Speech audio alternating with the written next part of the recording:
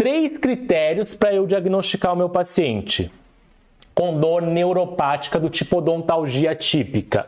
É uma dor do nervo, ou seja, tem essas características de ter uma injúria no nervo, tem que acontecer após um trauma nesse nervo, tá? Diagnóstico é feito por exclusão, vou excluir dores de dentes, dores musculares, dores articulares.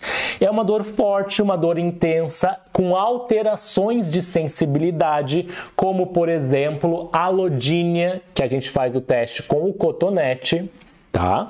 E tem uma qualidade de dor descrita como queimação, ardência, fogo, tá?